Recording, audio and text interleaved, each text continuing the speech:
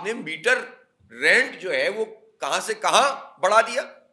کوئی پرسنٹیج ہوتی ہے یار, 40-50 روپے جس پہ لگتے ہو آپ 500 کر دیں گے, 1000 گنا زیادہ جو ہے وہ پرسنٹ آپ بڑھا دیں گے. اتنا ہی بنتا ہے نا. 1000% آپ نے میٹر رینٹ میں اضافہ کیا, یہ کسی صورت میں بھی قابل قبول نہیں ہے. جماعت اسلامی اس کو سندھ ہائی کورٹ میں چیلنج کرنے جا رہی ہے اور انشاءاللہ ہم اس کو روکیں گے, اس لیے کہ ناجائز بات ہے بالکل. یہ کون سا طریقہ ہے کہ آپ اس طرح سے زبردستی, عوام پہلے ہی برا حال ہوا ہے, مہنگائی ہے, بے روزگاری ہے, چیزیں اتنی مہنگی ہوتی چلی جا رہی ہیں, اور جو کام حکومت کے کرنے کا وہ سارا یہیں سے نچوڑنا ہے, جاگیرداروں سے نہیں نچوڑو گے. 3.5 کروڑ ہیں, 3.5 کروڑ گنا جائے گا. جو بارگیننگ کرے گا کراچی کے لوگ اس کا حال اس طرح برا کریں گے کہ وہ دکھانے کے قابل نہیں رہیں گے, جانا پڑے گا انہیں یہاں سے. یہ کہ کیسے آپ سوداگری کر سکتے ہیں انسانوں کی, کیسے آپ مافیاز اور وڈیروں کے ہاتھوں بیچ سکتے ہیں ہمیں. ہو گیا جو کرنا تھا آپ کو اپنی طاقت سے اور اپنی جو نا اپنی بندوق کے ذریعے سے. اب لوگوں میں شعور ہے, اب سوشل میڈیا ہے, اب جماعت اسلامی پر لوگوں نے بھرپور اعتماد کیا الحمدللہ. تو ہم کسی کو کراچی بیچنے نہیں دیں گے. اب شروع سے آپ نے کہا ہم تو عوام دوست ہیں. آپ بتائیں کراچی میں جو عورتیں کام کرتی ہیں فیکٹریوں میں, ان کو ملازمت کے حقوق حاصل ہیں, تو آپ کیا کر رہی ہے آپ کی حکومت؟ ان کو سوشل سیکورٹی پوری حاصل ہے؟ ان کو جو ہے وہ کوئی ان کے ساتھ مسئلہ ہو جائے تو کوئی پوچھنے والا ہے؟ آپ خیراتوں کے اوپر نہیں پالیں لوگوں کو, آپ حق دیں, حق. اور اگر بے نظیر انکم سپورٹ پروگرام ہے وہ بھی جینوئن طریقے سے دیں, جینوئن طریقے سے دیں, ان جینوئن نہیں دیں. جو ہے مستحق اس تک پہنچے, لیکن اصل میں تو آپ سسٹم ڈیولپ کریں نا, جس میں لوگوں کو حق ملے, جس میں لوگوں کو کے مسائل حل ہوں. تو ہاری کا کیا حق ہے میں پوچھنا چاہتا ہوں, اور سندھ کے تمام دانشوروں سے پوچھنا چاہتا ہوں کہ اس پر آواز کیوں نہیں اٹھتی کہ وڈیرہ شاہی نظام کے تحت ہاریوں کو جس طرح دبا کے رکھا جاتا ہے اور انہیں مقروض کیا جاتا ہے, وہاں پر ان کی آواز کیوں نہیں اٹھتی؟ کیوں میں رباب چانڈیوں کا ساتھ نہیں دیتے لوگ؟ کیوں ناظم جوکھیوں کے کیس پر لوگ بعد میں خاموش ہو گئے؟ یہ سوال بنتا ہے نا.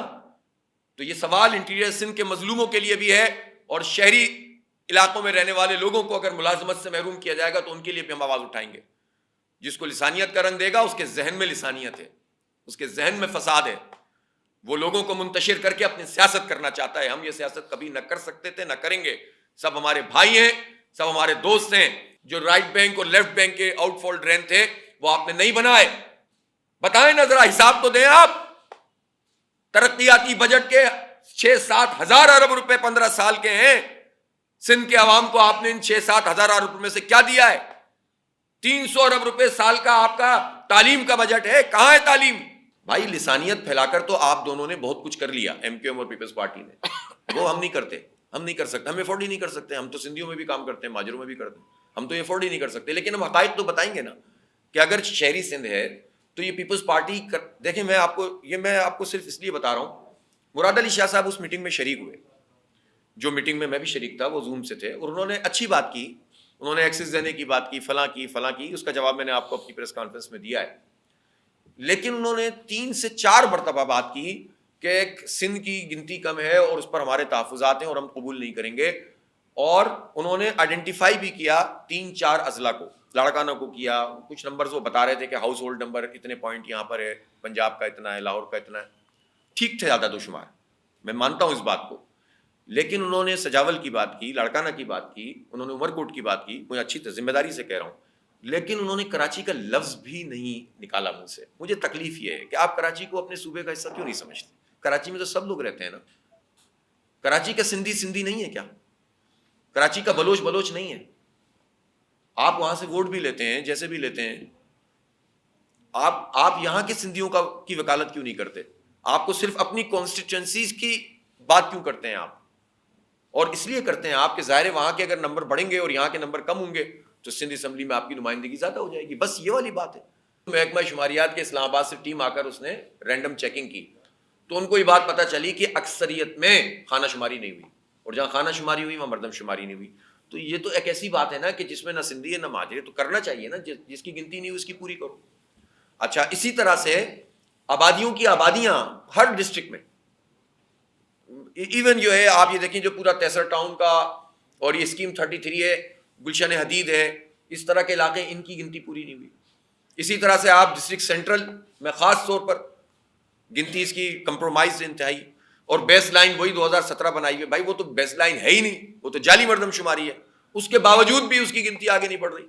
تو اس لیے ہم نے تو ہر چیز متعین کی ہوئی ہے، اور یہ پورا پورٹل تو ہم ان کو بار بار بھیج بھی رہے ہیں اپنا سروے، خود بھی تو سروے کروائیں نا. ہم نے وہاں یہ مطالبہ کیا تھا کہ موبائل کی جو ٹون ہے، جس طرح اس میں ابھی آپ نے دیکھا ہوگا کہ کورونا کے حوالے سے آتا تھا جب آپ فون کریں کسی کو، یا ترکی اور شام کے زلزلے کے حوالے سے آتا تھا، تو ہم نے احسن اقبال صاحب سے کہا، شروع کر دیا انہوں نے نہیں کیا ابھی تک. ہم نے کہا تھا کہ آپ 15 دن کی توسیع کر رہے ہیں تو آپ موبائل ٹون میں یہ بات شامل کریں کہ اپنا ووٹ درج کروائیں تاکہ اویئرنیس پھیلے، اور انویسٹمنٹ کریں، آپ سوشل میڈیا پہ دیں، آپ الیکٹرانک میڈیا پہ کچھ ایڈ چلوائیں، زیادہ چلوائیں، تھوڑے سے آئیں ابھی، تو اس سے لوگوں میں اویئرنیس ہوگی. اور میں جماعت اسلامی کے ہمارے لوگ تو باقاعدہ کیمپین کر رہے ہیں.